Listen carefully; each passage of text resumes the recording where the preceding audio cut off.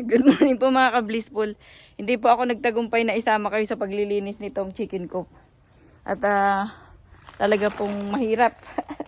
Mahirap maalikabok. Ay hindi ko po kayo kayang makausap na ako ay may ginagawa doon. Madali lang naman po at saka magaan. Magaan lang naman po yung ginawa ko. At ako po ay tinanggal ko na rin po yung mask ko at mahirap. Mahirap huminga. So, done. Tapos na po ako dito. Bukas na lang po ulit at mainit. Mainit na po. Kanina, iniisip kong linisin ito at isama ko kayo. Hindi pa po noon mainit. But right now, mainit na. Mainit na po. Wow. Tapos ko na. Ayun, mayroon pong isang naghahari-harian. Ayan po yung isa. Gusto sigurong umitlog. Pero ayan, malinis na po ulit. Malinis na ulit ang kanilang house. Masaya na ulit sila. Kailangan ko siyang isara. At ito, bumili po ako ng bagong pagkain nila for 1 month. Ayan. Binago ko po yung lagayan kasi kinakain ng mga daga. Hindi naman po daga na maliit. Daga. Yung malaki. Malaki pong daga. Okay. Takpan ko lang muna siya dito. Pansamantala po. Ayan. Pansamantala.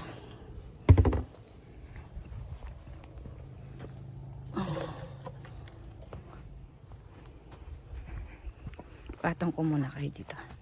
Diyan muna kayo. Ano pati ako? Nauhaw.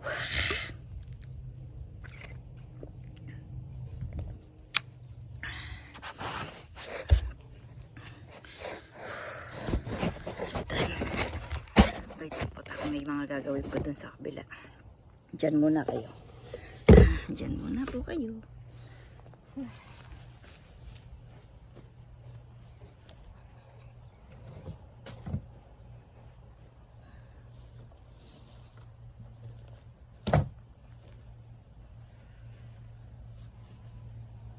One time malilinis ko rin ito uli. Kasi sarap pong umupo dito pag morning. Nagawan ko po ulit yan. Dati po may mga bulaklak dito. May mga bulaklak po dati dyan. Nilagyan ko ng bulaklak. Nagtanim po ako ng cherry. Pero hindi po nagtagumpay. Hindi po nagtagumpay. Siyempre, lahat po pagkasimula ay parang experiment. Experimental. Pero parang masarap munang umupo dito. Napagod po ako.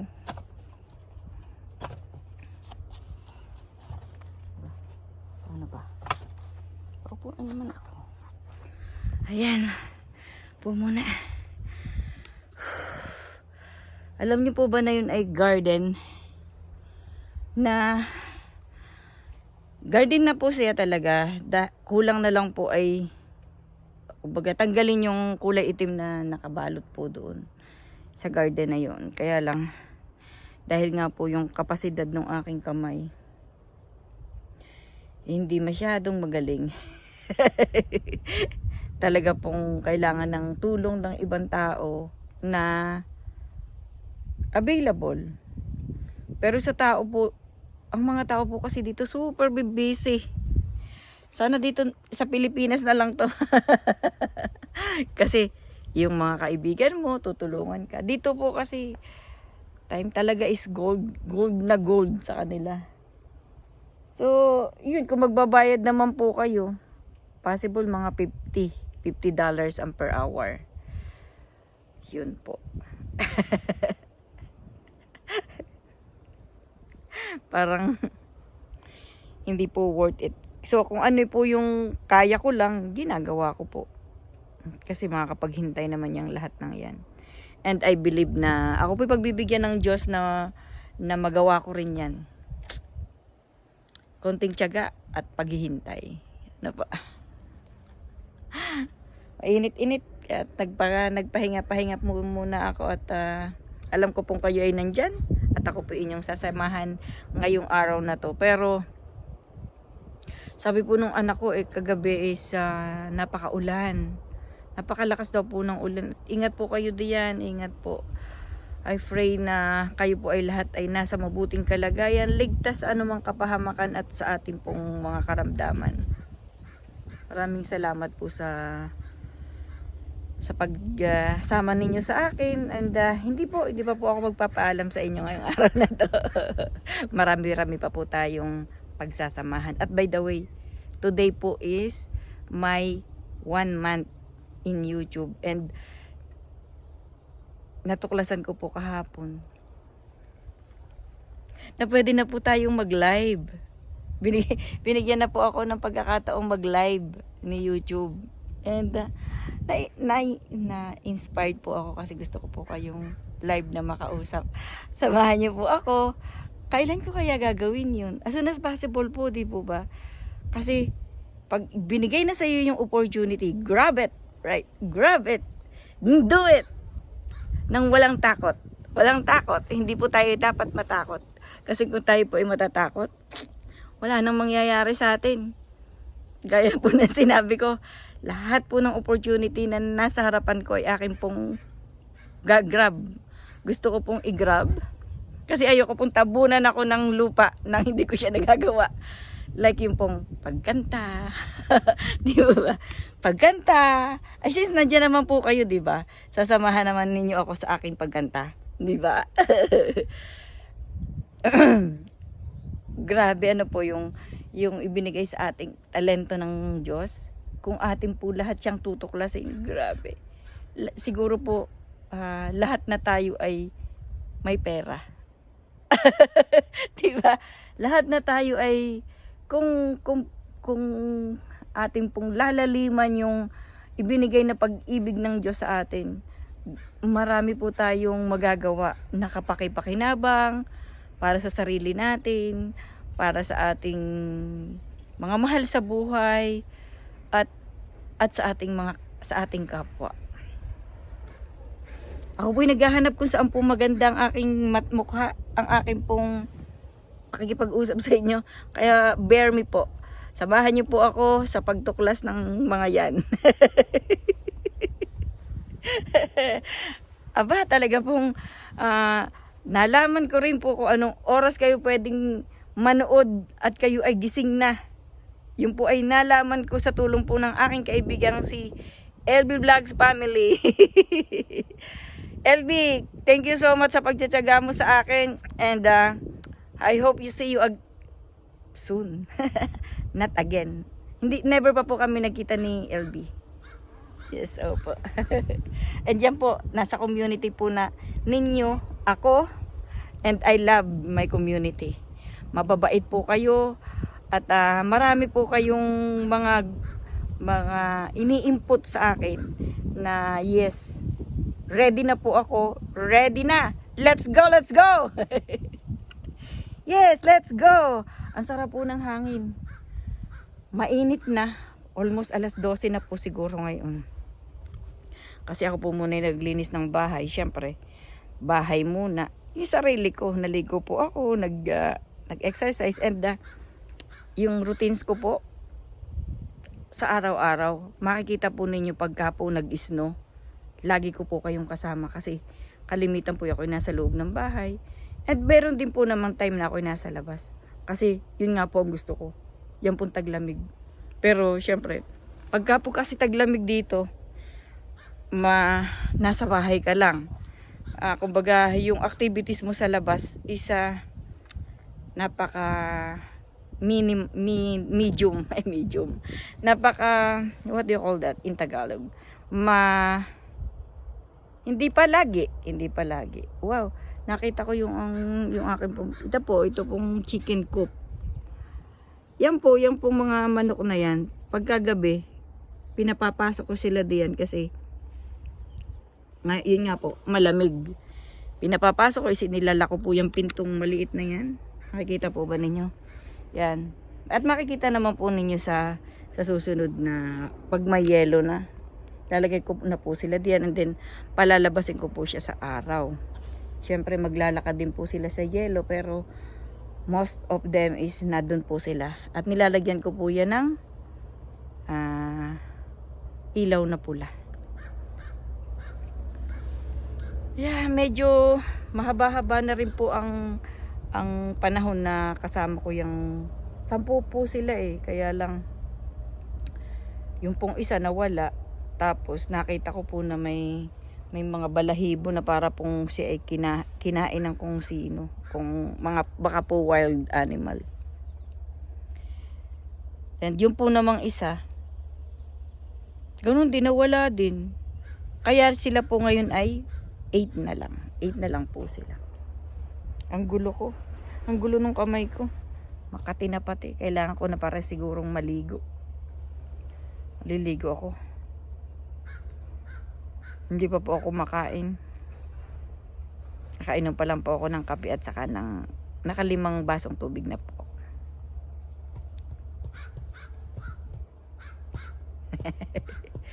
Napagod-pagod po ng kaunti kasi mabilisan po yung paglilinis ko sa loob dahil mainit, tapos maalikabok. Pero ngayon, na po, malinis na po uli at ready na para sila umitlog o matulog. Yan pong bahay na yan, ito pong bahay na to ng mga manok. May po yan, may insulation. May insulation po siya para hindi po siya malamigan sa winter. Yung pong yung kanilang sahig. Yun. Sana malinis ko rin ito. At next summer ay magtanim na ulit ng tatakpan ko na lang ng mga wire, chicken wire, para sa susunod na winter maayos pa rin. Kulang po talaga sa manggagawa dito sa farm, pero pagdadasal ko pa rin po na magkaroon ng pangkabuhayan, makatulong sa mga tao dito. Yung po bang magkaroon lang ng pagka-summer ay makarating sila dito, yung mga Pilipino.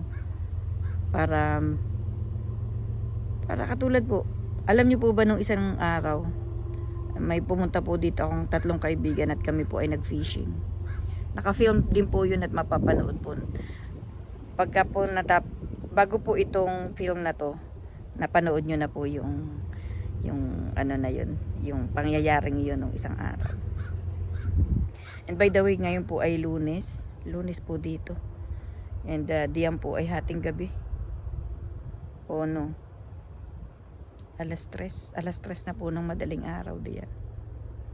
Sana naman po kayo nakatulog at naging mapayapa dahil nawa po'y tapos na ang pag-ulan. Yun nga, doon po sa mga balita, talagang kung hindi ko po titingnan yung balita sa channel, channel no? Unang hirit, hindi ko po makikita ang nangyayari na po ba sa Pilipinas. Kasi yung pong aking mga anak, siguro po inaiisip nila na baka isipan pa ako ng mami. Baka isipan pa kami ni mami na umuulan, tumutulo, pero yun nga po, nag-chat po yung aking anak kagabi, yung babae ko pa, ang anak na tumutulo daw po, lahat daw po ng gilid ng, what do you call that? Yung dingding, tumutulo daw po yung tubig at sabi niya, mama, baha na. Kaya napaayos na daw po niya yung bubong, kaya lang sabi niya lumalaka daw po yung, siguro po napupuno dahil sa lakas ng ulan, napupuno yung alulod po ang tawag doon, po. Alulod yun, di ba? Sometimes po yun ay yung kumbaga nag-iista ka ng mga dumi or mga dahon. Kaya naalala ko po nung mga bata pa kami, yung pong tatay ko, ang bahay po namin ay kubo. Yung po tatay ko, tinatalian po niya yung pagka may bagyo, tinatalian po niya yung lahat ng di po ba, siya, parang square. lahat po ay may tali. Tinatalian po niya para po siguro hindi magiba. Grabe, nagpapasalamat po ako sa naranasan kong hirap nung ako'y maliit pa. Siyempre, tayo po ngayon nanay na po ako, ayoko pong maranasan nila yung hirap na dinanas ko. Kasi ang ganun pala talaga ang magulang, ano po. Pero ako po sa akin pong experience right now, masasabi ko pong salamat po dun sa mga hirap na dinanas ko, kasi kung hindi ko po siya dinanas, di hindi po ako magsisikap, di ba? Kumbaga parang yun nga, I don't know, pero siguro naman po iba't iba rin ang ano ng tao, kasi kung yun naman pong mas maganda na hindi na sila makaranas ng hirap na tulad nung dinanas ko. Pero sana makita rin nila na doon sa experience nila, doon din sila matututo. And ngayon yung po aking panganay at saka po yung pangalawa ko, sabi, ano nga po sorry anak, ikukwento ko. Ikukwento ko anak kasi I'm proud sa inyong dalawa at sa kay bunso. Even if I am not there. Mayroon na po silang work online. Yun naman po sa panganay ko, saka po yung pangalawa. Yun naman po pangalawa is I believe na graduating na po siya sa St. Benil. Yeah. So, nakita rin naman po nila, kami po yung napakasimple din ng buhay.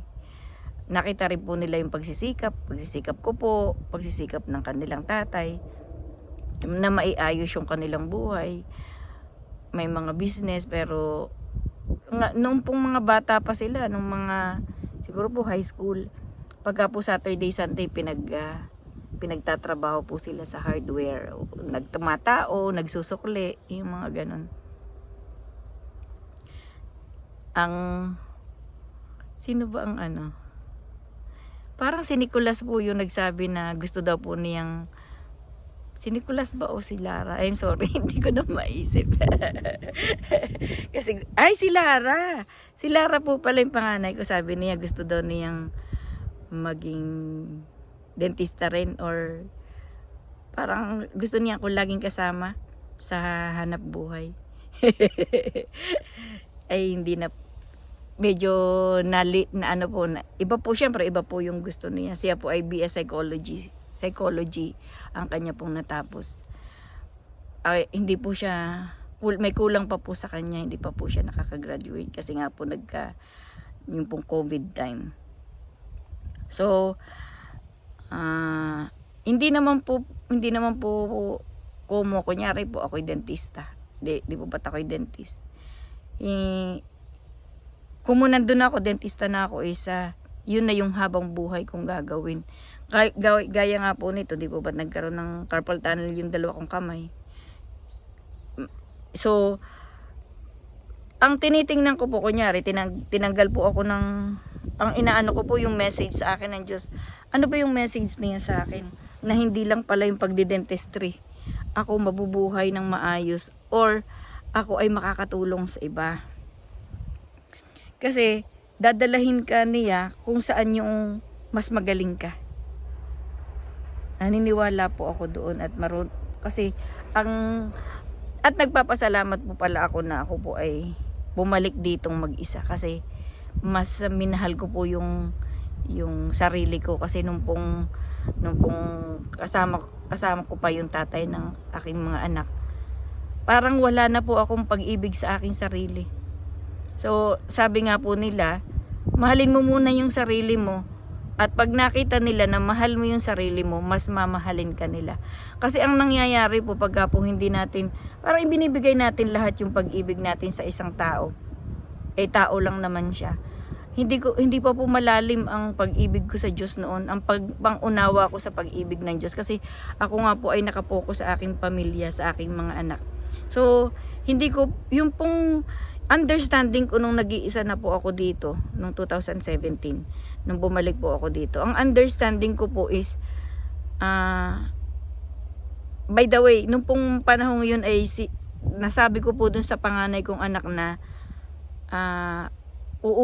babalik ako ng Canada para sa aking sarili. So, nasaktan po siya. Alam ko nasaktan po siya noon.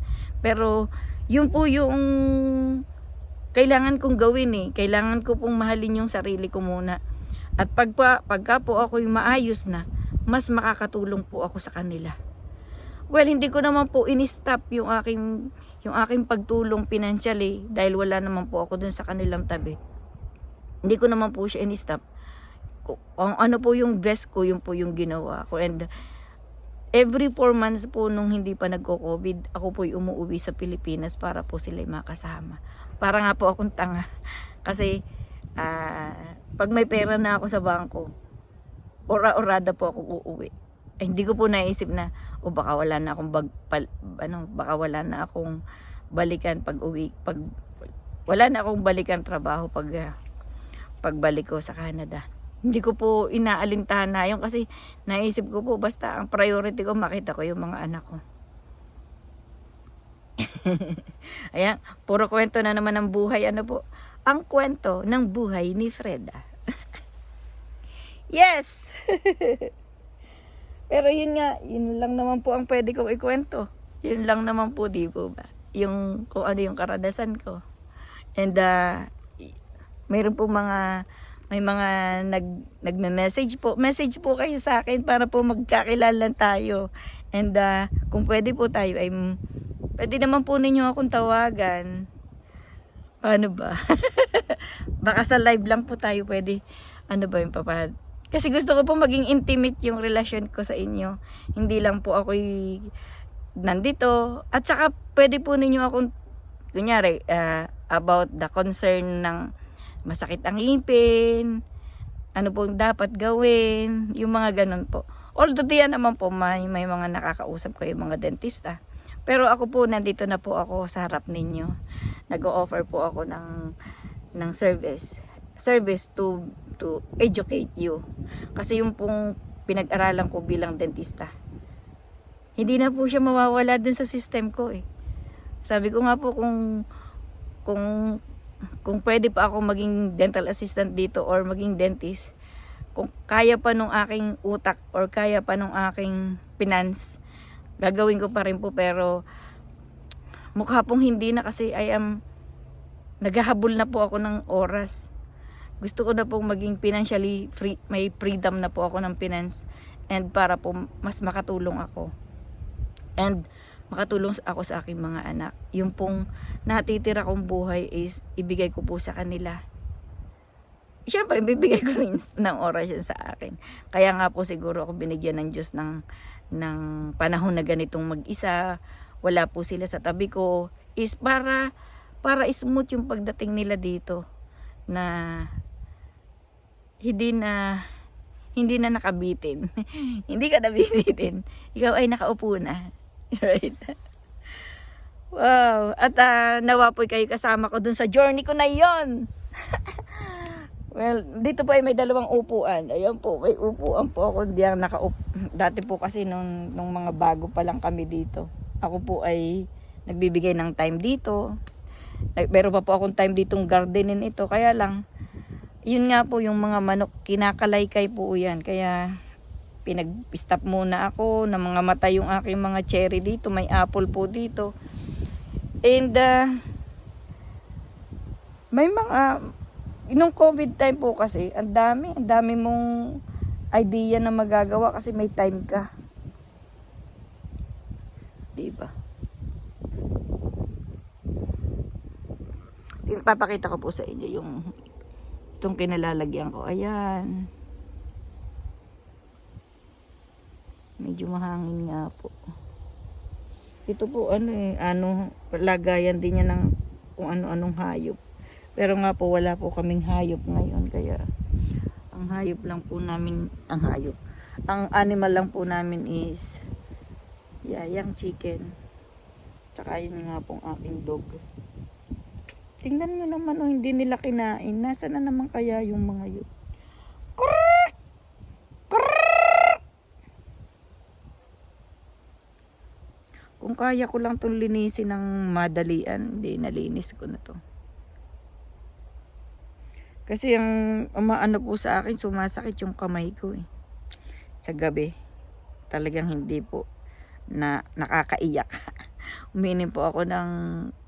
Actually, hindi naman po ako umiinom ng kung hindi kailangan yung pong for pain. Para lang po ako makatulog. And tuwing ako po gagawa nito, tapos naglinis po ako ng ganyan. Bukas, mamaya po, masakit na ulit yung aking kamay. Grabe yung aking mata. Kailan ka kaya gagandang mata ka? Okay. Ayun, nag-iisa na yung manok. Yung pong iba naglayas na. Babalikan siguro nila yan. Pagka po, dami rin po ditong mga uwak na nakikikain. So, yan ang ingay. Maraming salamat po sa inyong lahat and have a blessed day mga ka-blissful. Ingat po kayo palagi. I love you mga ka-blissful. Bye for today. See you tomorrow. Bye. God bless you po. Ingat po kayo diyan. Maraming salamat po sa pagsama nyo sa akin today. Ingat po kayo. Bye.